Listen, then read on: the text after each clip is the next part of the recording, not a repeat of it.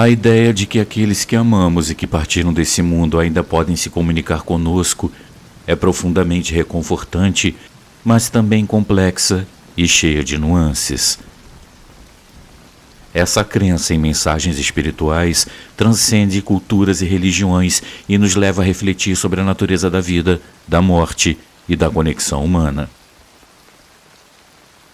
Primeiramente, as mensagens de espíritos de entes queridos nos lembram da intensidade dos laços que compartilhamos com aqueles que já não estão mais fisicamente conosco. São ligações que persistem além da morte, provando que o amor e os momentos compartilhados são eternos. Essas mensagens nos reconfortam e nos lembram de que a morte não é o fim absoluto, mas sim uma transformação, uma passagem para um estado diferente de existência. Além disso, as mensagens espirituais também levantam questões filosóficas sobre a natureza da vida após a morte. O que exatamente acontece após a morte do nosso corpo físico? Os espíritos de entes queridos estão realmente tentando se comunicar conosco ou estamos projetando nossos desejos e sentimentos em situações ambíguas? Essas questões desafiam nossa compreensão da realidade e nos convidam a explorar os limites da nossa compreensão humana. Independentemente de acreditar ou não em mensagens espirituais de entes queridos, é inegável que elas desempenham um papel importante na jornada de luto e cura de muitas pessoas. Elas oferecem conforto, esperança e uma sensação de continuidade nas vidas daqueles que estão de luto. E mesmo que a natureza dessas mensagens permaneça um mistério, elas nos lembram da importância de honrar e manter vivas as memórias dos nossos entes queridos.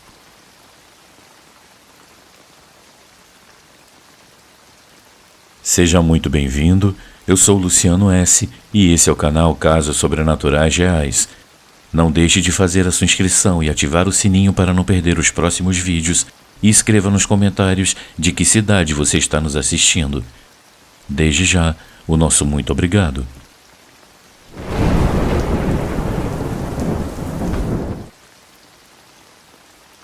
Mensagem sem palavras.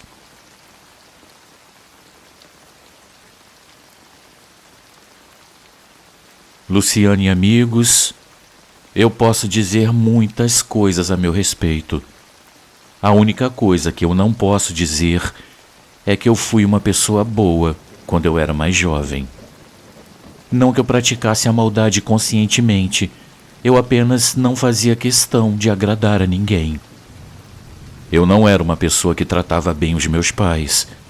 Eu nunca tive nenhum afeto pelo meu irmão, que hoje eu reconheço, nunca me fez mal nenhum. Eu sempre tratei mal todas as namoradas que eu tinha e em uma ou duas eu cheguei até a dar uns tapas. Eu era muito egoísta, insensível e não estava nem aí para o que as outras pessoas pensavam. Eu levei um tempo até entender as coisas que eu fazia. Por algum motivo, eu achava que um homem deveria agir dessa maneira. Eu achava que eu fazia parte de uma espécie que estava no topo da cadeia alimentar, por assim dizer. E então, eu agia de acordo com a minha própria vontade, sem me importar com o sentimento das pessoas. O que eu não contava, Luciano, era que a vida iria me fazer aprender uma dura lição. Eu não percebi de imediato, mas, aos poucos, eu pavimentava uma estrada que me levaria à mais completa solidão, pois ninguém suportava ficar ao meu lado e todos foram se afastando. Por incrível que pareça, em um dado momento isso me causou até uma certa alegria e um breve momento de orgulho. Eu fiquei tanto tempo dizendo a mim mesmo que eu era um homem autossuficiente e que eu não precisava de nada e nem de ninguém, que quando eu me vi sozinho, era como se eu estivesse me realizando como pessoa. Os anos se passaram e eu não me casei. Meus pais faleceram e meu irmão, a única pessoa da família que me restou, foi morar fora do país e nunca mais deu notícias. E eu não posso culpá-lo. Eu o tratava com desprezo e nunca quis ele por perto. E agora eu não podia reclamar por estar sozinho. Luciano, de uns tempos pra cá, eu venho sendo perturbado por algumas coisas que eu tenho certeza que não são frutos da minha imaginação. Eu moro sozinho na casa onde eu nasci e cresci, e com a morte dos meus pais, a casa acabou ficando para mim. De tanto eu infernizar a vida do meu irmão, ele juntou dinheiro e foi embora, e eu consegui o que queria. A casa inteira só para mim. O caso é que logo alguns dias depois dele ter ido embora, eu simplesmente não consegui mais ter uma noite de sono tranquila. Toda vez que eu conseguia pegar no sono, eu era acordado com o som de um choro muito sentido que parecia vir de dentro das paredes. Era um som muito sutil e distante, e eu só conseguia ouvi-lo depois de me deitar e apagar todas as luzes. Amigos, não era um som qualquer que eu poderia estar confundido com o som de uma pessoa chorando. Era um choro, um lamento, uma coisa bem sofrida.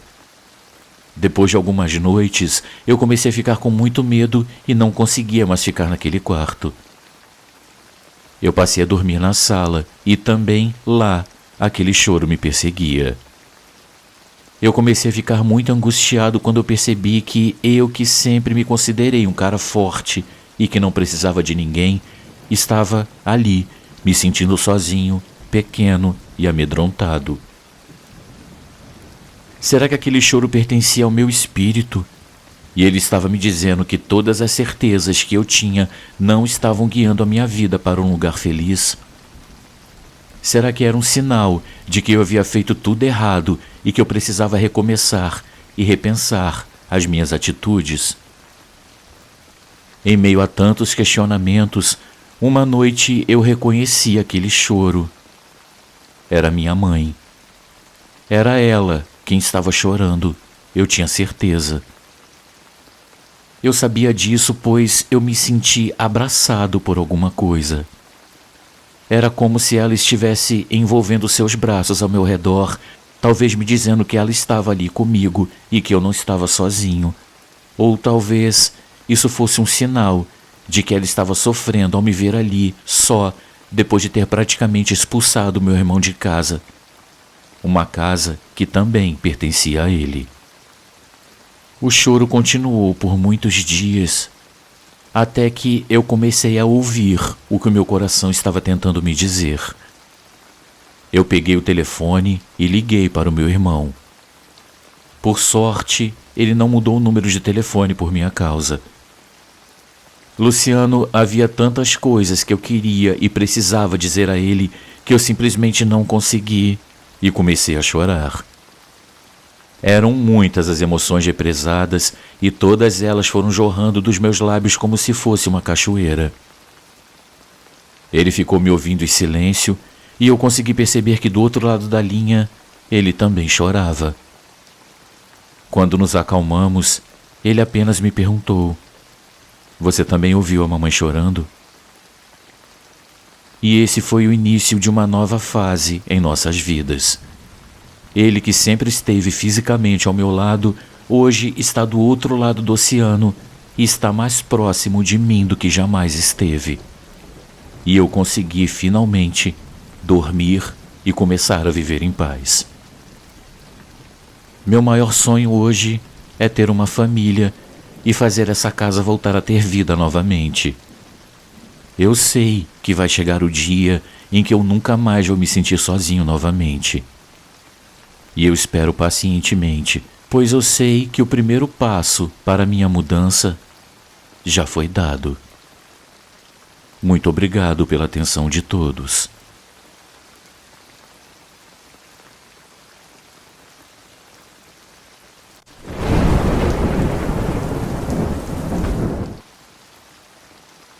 Minha mãe veio se despedir.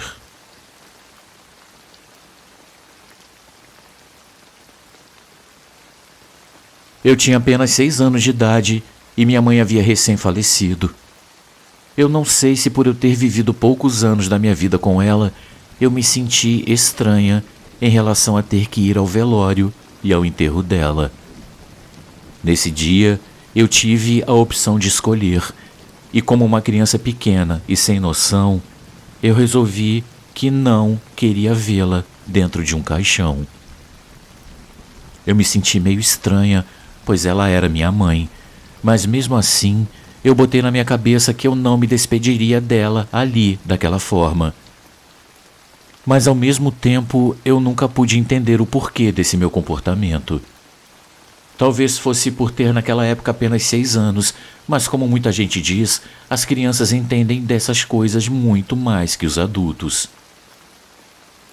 Bem, já fazia 6 dias da morte e do enterro dela, e eu já sabia que no dia seguinte seria a missa de 7º dia, e eu havia dito que eu não queria ir. Amigos, eu não queria ir de jeito nenhum, porque eu disse a meu pai que se eu fosse a minha mãe, eu não ia querer me encontrar para dizer adeus. Até hoje eu não sei o porquê de eu ter dito aquilo. Então, na manhã seguinte, meu pai e meus 2 irmãos saíram para ir à missa, sendo que eu fiquei deitada dormindo.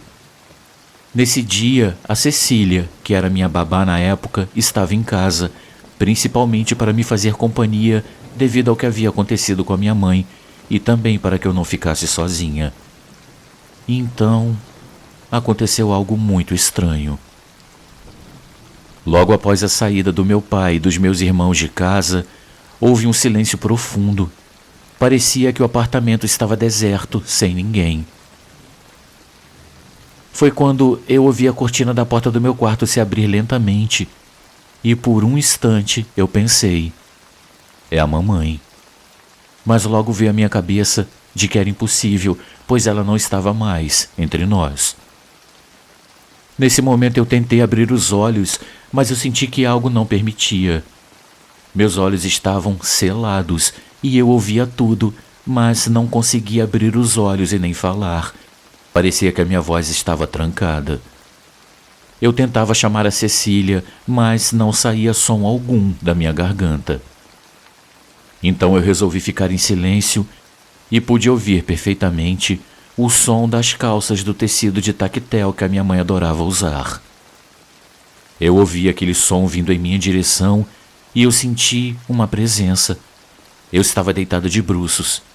Logo que o som parou, eu senti um enorme peso sobre o meu braço, como se alguém estivesse se sentando sobre ele, e eu senti uma vontade imensa de chorar. Após eu sentir esse peso sobre o meu braço, eu senti como se uma mão acariciasse a minha cabeça. Nesse momento, eu tentei me virar, e nesse instante, quem ou o que estava sobre o meu braço pareceu ter se assustado, e eu senti que o peso que havia sobre ele aliviou. Foi uma situação muito estranha. Então, eu percebi que o que estava ali se levantou. Foi estranho porque eu só senti o peso se levantar e mais nada. Em seguida, eu consegui abrir meus olhos e não havia nada no quarto, mas a cortina da porta estava aberta, sendo que não havia nenhum indício de que alguém tivesse passado por lá. Essa foi a coisa mais estranha que já aconteceu comigo. Eu não sei o que era, nem quem era, mas uma coisa eu tenho certeza. Se era algo sobrenatural, era minha mãe, que veio se despedir de mim, já que eu não fui até ela. Até hoje eu me recordo desse fato e fico toda arrepiada quando conto para alguém. Se era minha mãe mesmo, eu não sei, mas se era ela, eu agradeço por ela ter vindo até mim se despedir, já que eu não tive coragem e maturidade para ir até ela me despedir.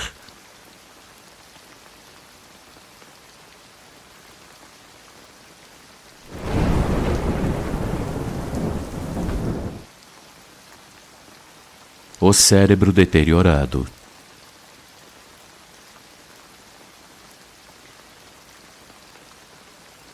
Luciane e amigos, o meu nome é Ricardo e eu sou do Rio de Janeiro. Eu moro no bairro de Del Castilho. E o que eu vou narrar realmente aconteceu comigo há cerca de 15 anos atrás. Eu não tenho vergonha alguma em admitir que durante aproximadamente 8 anos da minha vida eu fiz uso de drogas pesadas. Hoje, graças a Deus, eu estou livre dessa doença que tanto prejudicou a mim e a minha família. Eu tenho hoje 40 anos e estou livre dessa doença há cerca de 15 anos. Eu não tenho a pretensão de afirmar que eu estou curado, pois a recuperação de um dependente químico nunca termina de verdade. O preço da nossa liberdade é a nossa eterna vigilância. Quem já passou por isso ou conhece alguém que já passou, sabe do que eu estou falando. A nossa cura é praticada um dia de cada vez. E só por hoje eu ficarei limpo.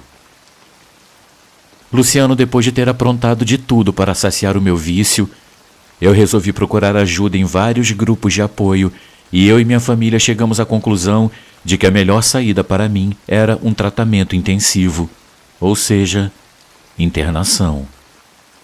Esse processo durava 9 meses. Um primo meu, ex-dependente, era coordenador da clínica que eu fiquei internado e eu acabei também escolhendo essa clínica pelo fato de ter alguns amigos meus lá também internados. Entre eles estava o Paulo, que era um alcoólatra em recuperação. Nós o chamávamos de Billy Joy. O seu estado de saúde já estava bem deteriorado e ele veio a falecer durante a sua estadia na clínica. A chácara onde estávamos era bastante afastada, não havia iluminação pública na estrada de terra que levava até a clínica. Lá cada um tinha as suas responsabilidades: cozinheiro, ajudante de cozinheiro, faxineiro, ajudante de faxineiro, ronda noturna, horta, entre outras coisas.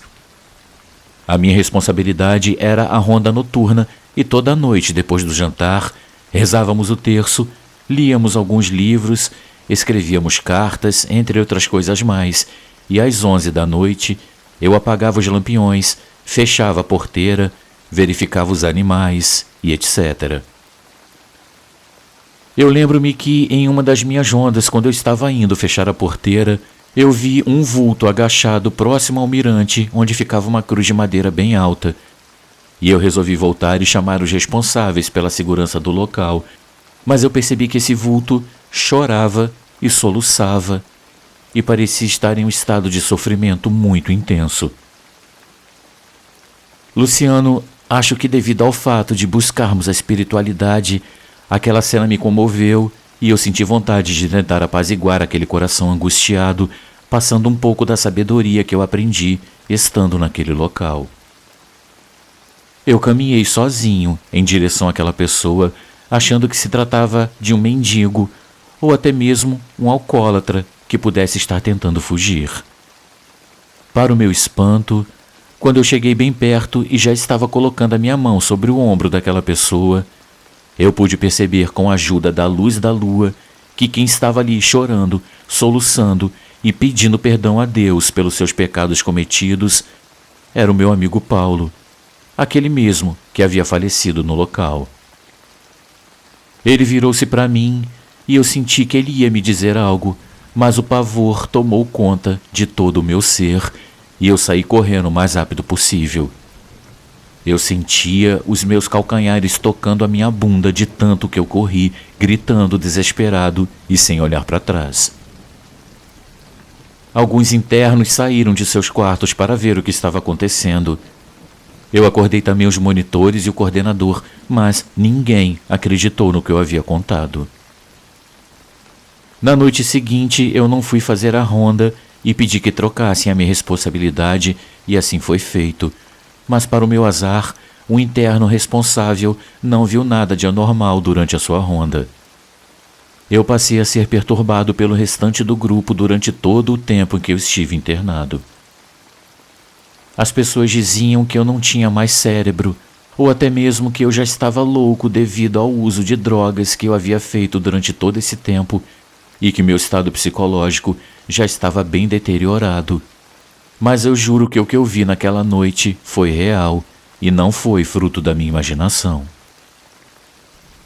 Até hoje eu me lembro do meu amigo Paulo em minhas orações.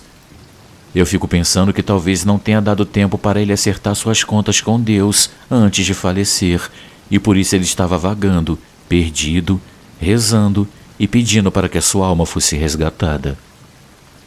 Eu creio que a alma dele já tenha sido machucada o suficiente durante todos os anos que ele permaneceu no vício e, aparentemente, o tempo dele aqui nessa terra se acabou antes mesmo dele conseguir a sua redenção.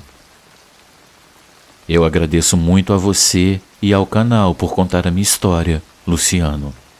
Fiquem todos com Deus.